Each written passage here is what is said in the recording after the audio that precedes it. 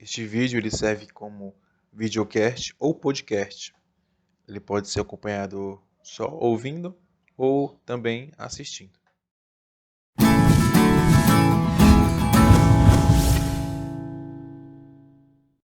A paz do Senhor, amados, eu sou o pastor Paulo Soares, da Assembleia de Deus Bela Vista. Estamos aqui iniciando um projeto, um trabalho na prática, melhor dizendo, trazer um pouco de teologia para a vida prática das pessoas. Então, a gente vai estar semanalmente lançando nas mídias sociais, para as nossas congregações, para a igreja, debaixo da misericórdia do Senhor. Vamos estar nesse propósito de trazer alguma luz, algum ensino de como aplicar a teologia em nossas vidas. E nesse primeiro vídeo a gente vai estar tratando da questão do sofrimento. Afinal de contas, por que o crente sofre? Como que um Deus bom permite o sofrimento? O sofrimento está dentro dos propósitos de Deus? Ou será que Deus ele apenas deixa a gente viver nossas vidas, nos larga nas nossas próprias escolhas e nós sofremos por conta dessas nossas escolhas? Ou será que se nós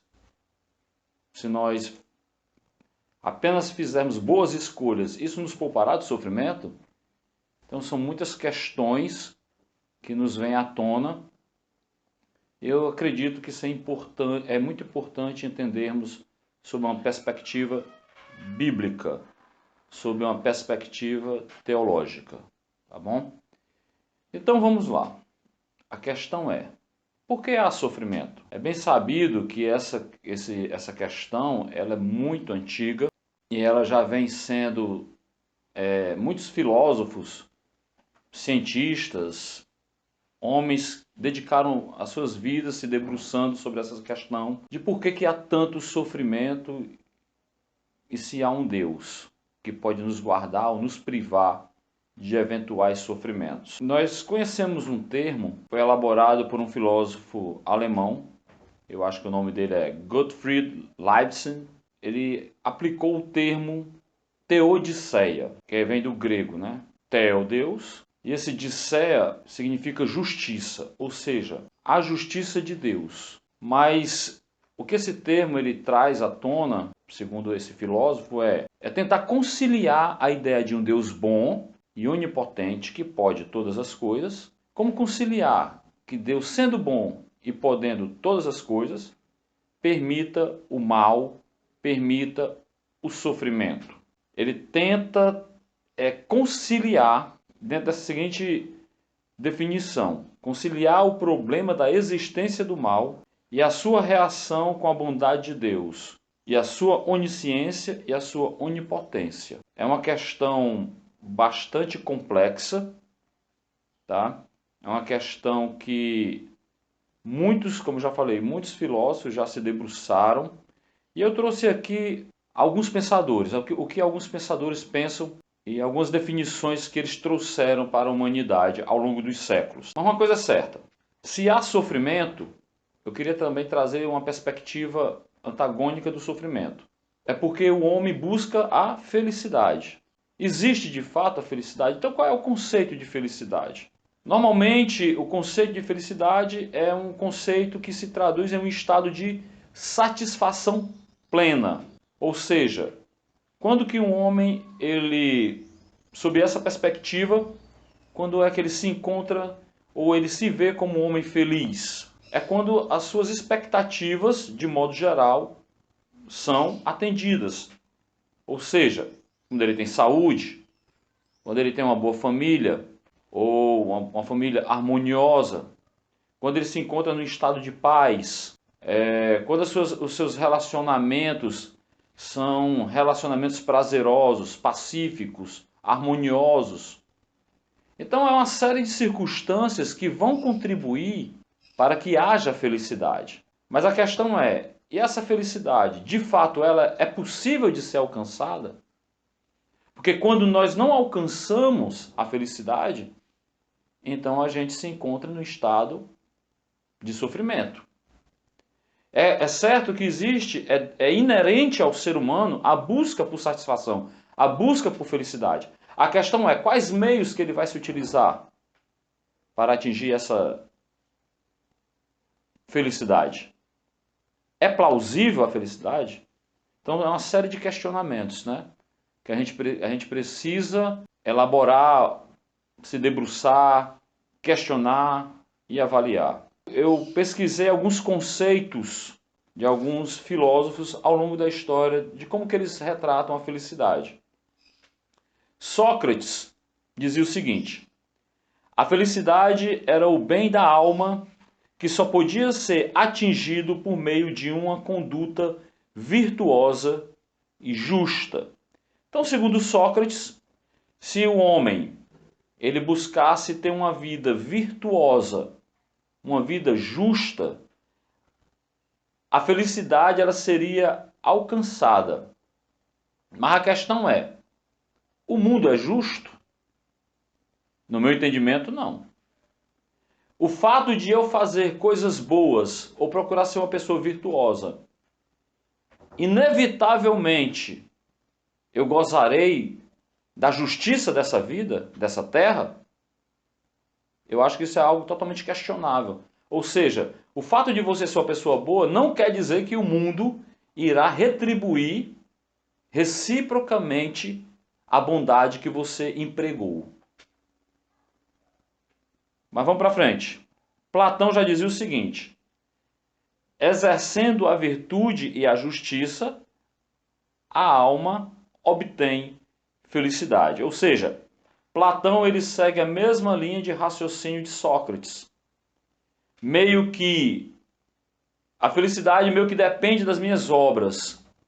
A felicidade ela meio que depende das minhas atitudes, de como me relaciono com as demais pessoas. E se eu for uma pessoa virtuosa e justa, inevitavelmente eu obterei a felicidade.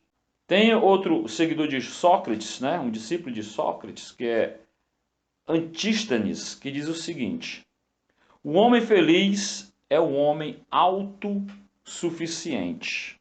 É o homem que meio que não depende de terceiros, não depende de outras pessoas. Mas de fato, isso é aplicável? Será que a gente consegue ser autossuficiente ao ponto de não depender de absolutamente nada ou de ninguém? Como a proposta do canal é justamente essa, é a teologia na prática. É claro que aqui são visões filosóficas que não estão debaixo de uma perspectiva teológica cristã. Mas a questão é aplicável? Será que eu consigo aplicar isso na minha vida? Será que eu consigo ser autossuficiente o bastante para não depender de pessoas, de comunidades, de Deus? Ou de uma força maior? Ou de algo, sei lá, metafísico? Aristóteles dizia o seguinte: a felicidade acontece pelo exercício do pensamento. Aqui você já vê um filósofo, aqui são todos filósofos gregos, tá? Estamos aqui numa fase helenística, no período da filosofia clássica. Aristóteles ele já traz a questão de você aplicar a racionalidade, a inteligência, né? Você exercitar o pensamento, a percepção, a compreensão.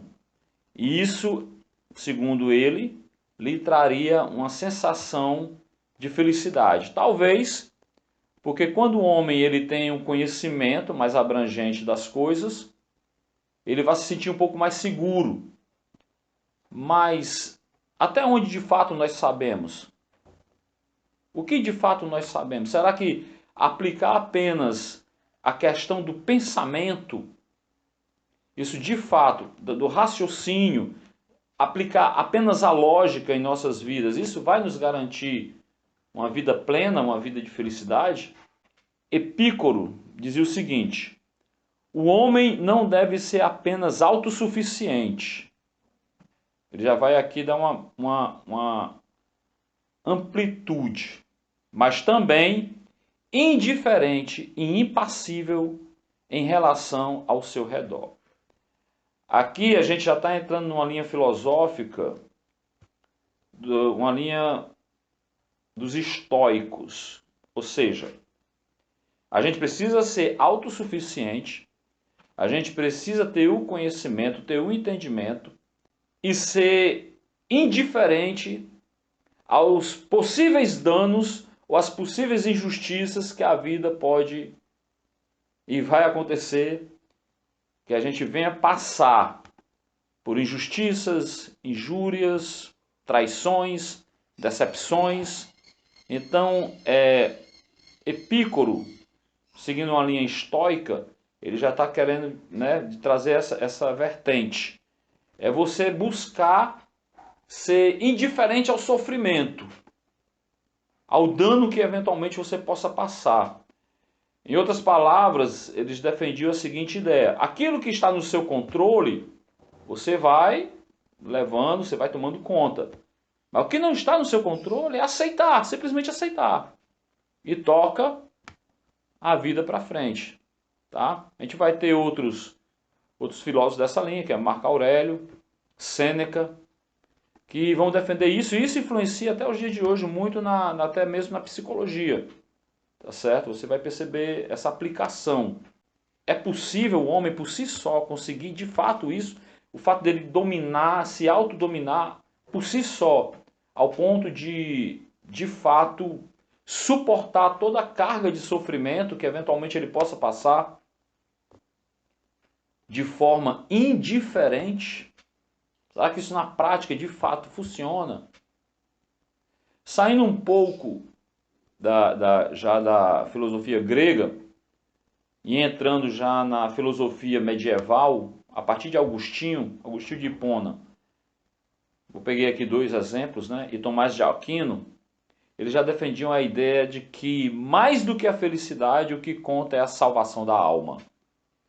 Então aqui a gente já vê, dentro de uma perspectiva da teologia cristã, mais importante do que possa acontecer nessa vida, o que importa é o que está no porvir, no céu, na glória.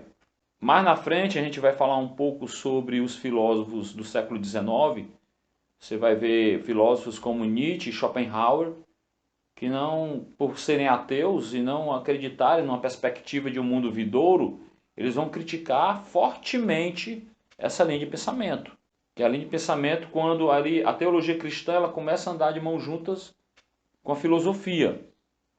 E essa cisão ela vai se dar lá a partir do século XVI, por ali, XVII, vai evoluindo até o dia de hoje.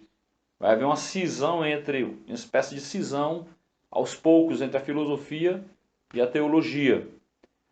Porque os filósofos materialistas não vão conceber essa ideia de um mundo por vir, de uma alma que precisa ser salva. Então eles vão desprezar essa ideia.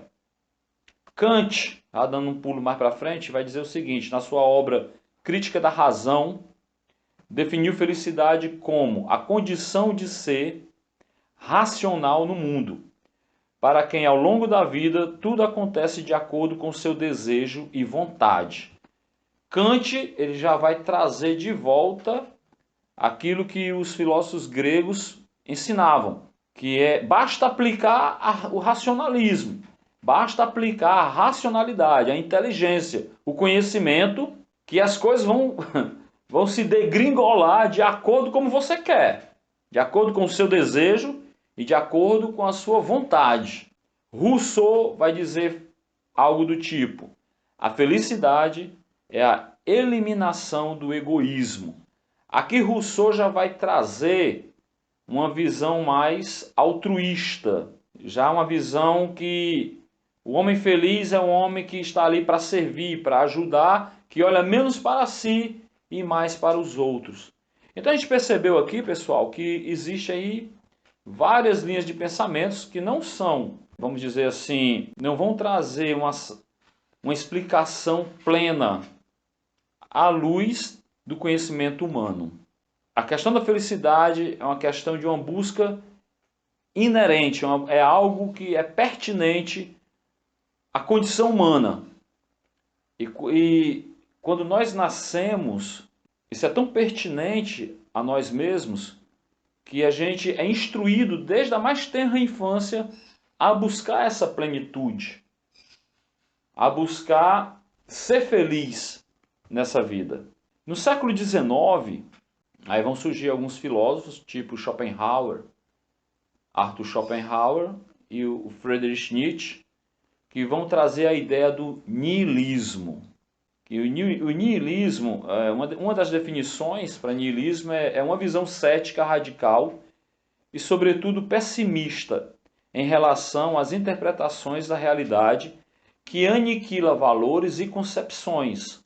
O niilismo existencial vai defender que a vida que a vida é sem sentido, sem objetivo e sem propósito.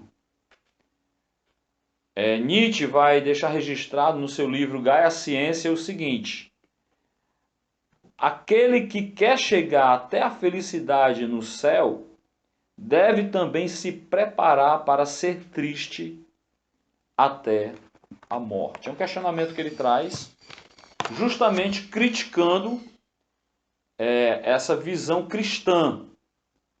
Que agora a gente vai entrar nesse segundo ponto desse vídeo, que é o que a teologia fala a respeito disso. Tá? Eu trouxe aqui alguns pontos, algumas observações, ponderações de vários filósofos ao longo da história da humanidade. E a gente percebe que desde a era helenística dos filósofos gregos, e passando para os iluministas e até chegar nos nihilistas, a felicidade, ela meio que depende de um posicionamento do homem, de uma postura do homem, de um entendimento do homem, da racionalidade do homem. Então, afinal de contas, o que a Bíblia nos tem a dizer a respeito disso? O que é que a Bíblia, como que a palavra de Deus, ela pode nos direcionar a respeito desse objetivo, né? Dessa busca incessante do homem pela felicidade. Dentro da cosmovisão cristã, é muito comum na Escritura se utilizar a palavra bem-aventurados. Em Mateus capítulo de número 5, quando Jesus fala bem-aventurado, aqui a gente pode traduzir por felizes. Uma pessoa bem-aventurada é uma pessoa extremamente feliz. É uma pessoa que ela tem aquilo que Paulo vai dizer, que é algo que excede qualquer e todo entendimento. Tá?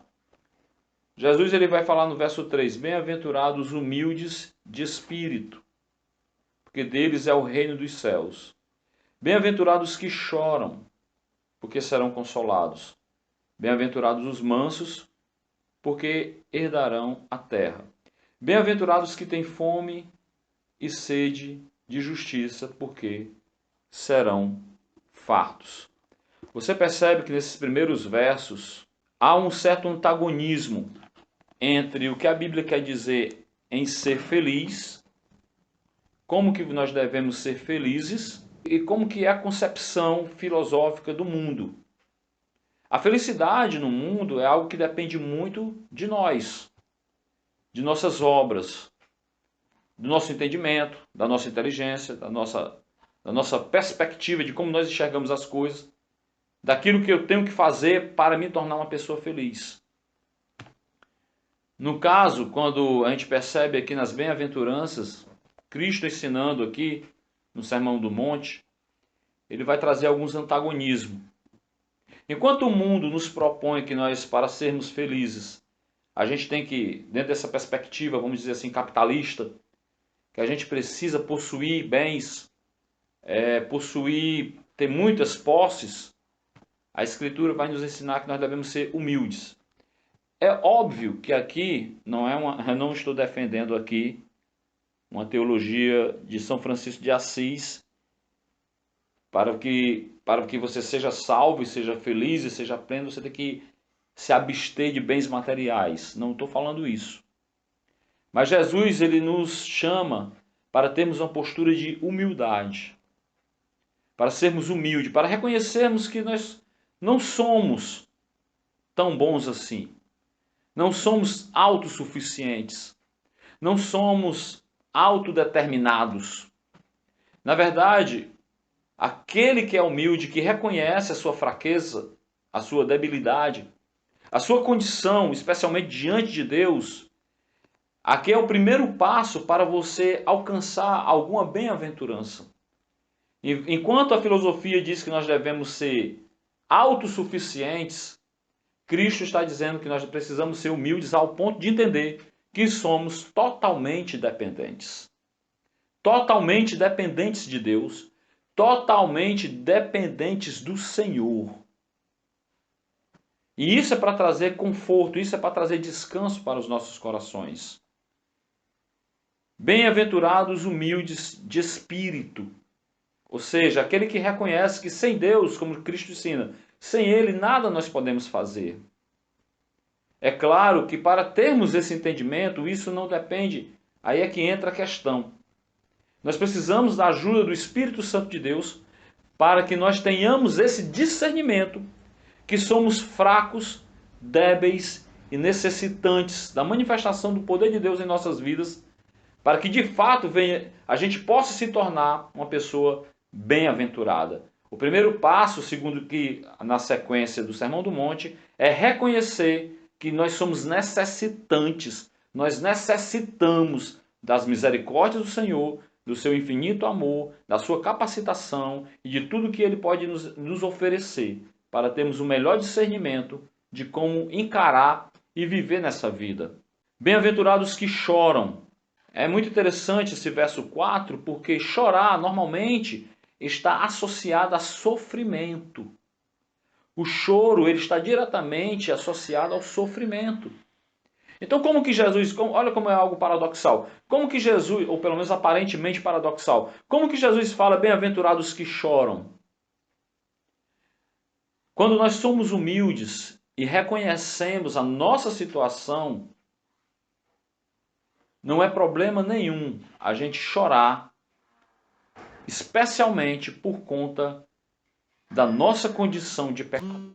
Então, apenas esses pequenos versos, no verso 5, bem-aventurados os mansos, porque herdarão a terra. Na sociedade ocidental que a gente vive, nós normalmente somos instruídos a sermos um tanto quanto agressivos, dominantes. A gente tem que partir para cima para defender nosso território, defender os nossos interesses, defender a nossa vontade, defender os nossos desejos. Não é à toa que, por mais evoluída que a sociedade seja, moralmente falando, um homem ainda continua um homem cheio de corrupção e violência. Então, o que é que nesses poucos versos que a gente vê aqui, o que é que a gente entende?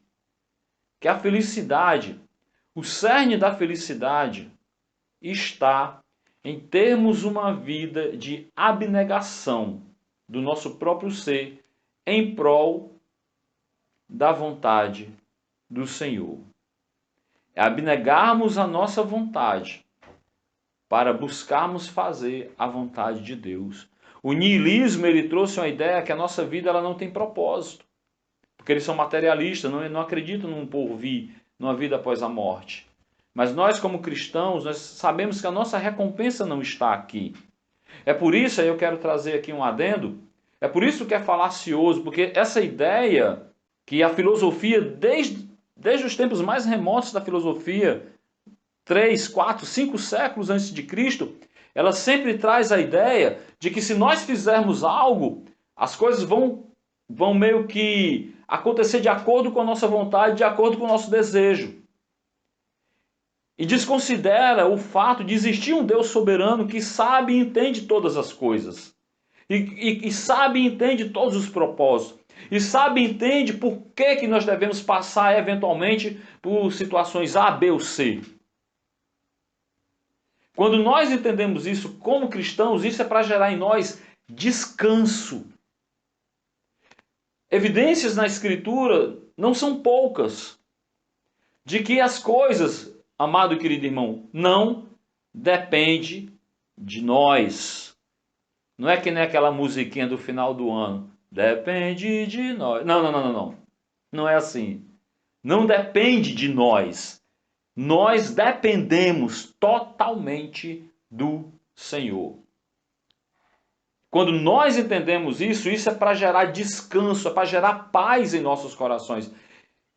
Independente da eventual circunstância que a gente possa estar passando. Tá? É bem verdade que esse ensino, vamos dizer assim, essa doutrina, ela já adentrou em muitas comunidades que se dizem cristãs.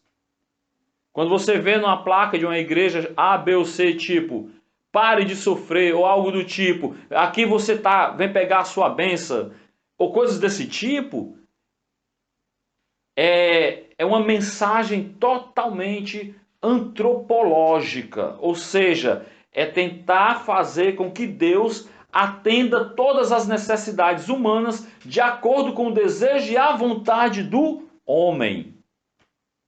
E não é assim que as coisas funcionam. É por isso que muitos se decepcionam com o Evangelho. É por isso que muitos se decepcionam, eventualmente, com essas tais igrejas. Porque elas pensam que se ela for para a igreja, se ela fizer assim, se ela fizer assado, se ela jejuar, se ela orar, se ela dar o dízimo, se ela fizer uma série de coisas, todas as coisas vão colaborar para que ela seja, para que o sofrimento não alcance, não toque nela. Mas aí eu não posso deixar de falar de Jó, que era um homem que, segundo a Escritura e segundo a boca do próprio Deus, era um homem reto, íntegro, temente a Deus, se desviava do mal e passou por provas terríveis.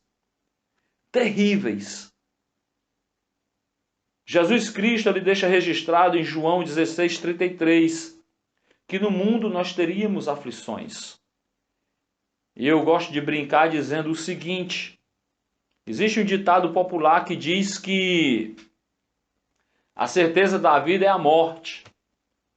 Mas a Bíblia vai dizer em 1 Coríntios 15 que nem todos morreremos. Paulo vai dizer no verso 51.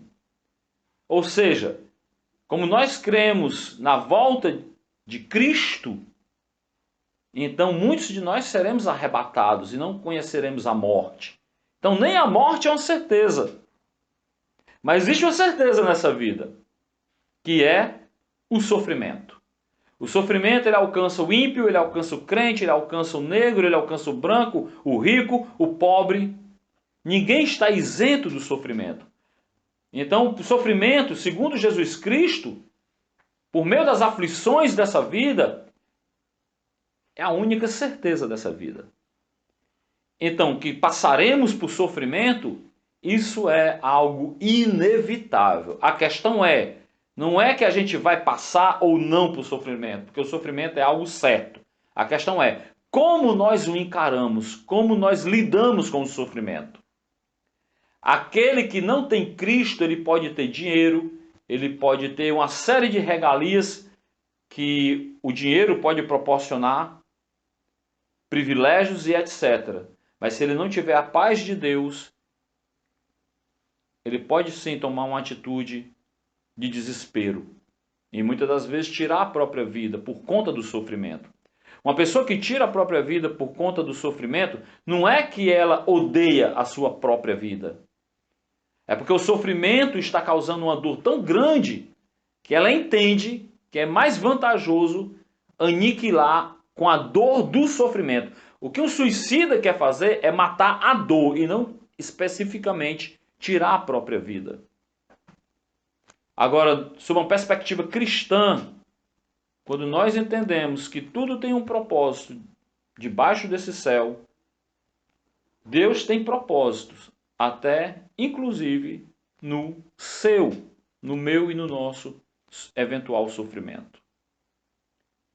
São propósitos que muitas vezes nós não entendemos, que nós não compreendemos. Que é justamente como essa conversa que nós começamos. Se Deus é bom, se Deus é onipotente, por que Ele permite o sofrimento? Mas a Escritura, ela não nos engana. Ela deixa muito clara que nesse mundo, nessa terra, nós teríamos aflições. Então o que nos resta fazer? Descansarmos, confiarmos nas potentes mãos do Senhor. Talvez seja isso que esteja faltando um pouco mais para a igreja cristã. Quando você olha para a história da igreja, você vê a igreja primitiva, os 3 primeiros séculos foram de intensas perseguições, os crentes perdiam suas casas, os crentes perdiam sua liberdade, perdiam seus bens e muitas das vezes até a própria vida. Como o próprio Senhor Jesus vai falar de Antipas, bispo de Pérgamo, e a história vai trazer Policarpo de Esmirna, dentre tantos outros, até dentro da Escritura, como o primeiro mártir que foi Estevão. Quando você vai para Atos capítulo 1, verso 8, que Jesus diz que aqueles homens, aqueles discípulos seriam suas testemunhas, lá no grego, no original, essa palavra testemunha significa mártir. Ou seja, a Escritura nunca nos negou, a Escritura nunca mentiu para nós, ela sempre foi verdadeira. E Pedro vai deixar registrado que nós devemos sim viver as aflições de Cristo. Cristo é o nosso maior exemplo, que suportou tudo e todas as coisas com um amor totalmente altruísta. Ele se entregou a si mesmo para morrer por nós, ainda pecadores. É nisso que consiste a justiça de Deus. Então, eu espero, em nome de Jesus, que esse vídeo, essa mensagem, ela possa trazer conforto, ela possa trazer consolo, ela possa lhe trazer esperança sobretudo. Porque para aquele que é cristão, eu sei que muitas das vezes a gente pensa, eu como pastor, já chegaram para mim e me perguntaram: pastor, será que Deus não quer que eu seja feliz? Esse é o cerne da questão. Nós só conseguimos ser felizes se nós buscarmos viver de acordo com a vontade do Senhor. A interpretação que eu percebo do senso comum do cristão atual é que ser feliz para ele é quando Deus atende todas as nossas vontades, mas o caminho é o inverso. Somos nós que devemos aprender a negar a nossa própria vontade para nos submetermos à vontade do Senhor Deus. O caminho da felicidade é este, mesmo em meio a toda sorte de prova, de luta e de situação e de circunstância. Amém, irmãos? Que Deus abençoe vocês, que Deus nos ajude a perseverarmos mesmo em meio a tantas lutas. Estamos vivendo tempos muito difíceis. O cumprimento da Escritura, isso é uma evidência clara do cumprimento da Escritura. Que Deus nos ajude. Se você tiver alguma sugestão, coloque aí nos comentários, mande alguma mensagem para a gente, que a gente pode estar elaborando um outro tema, mas que a gente possa viver, aplicar a Escritura em nossas vidas. Que Deus abençoe a todos, em nome de Jesus. Até mais.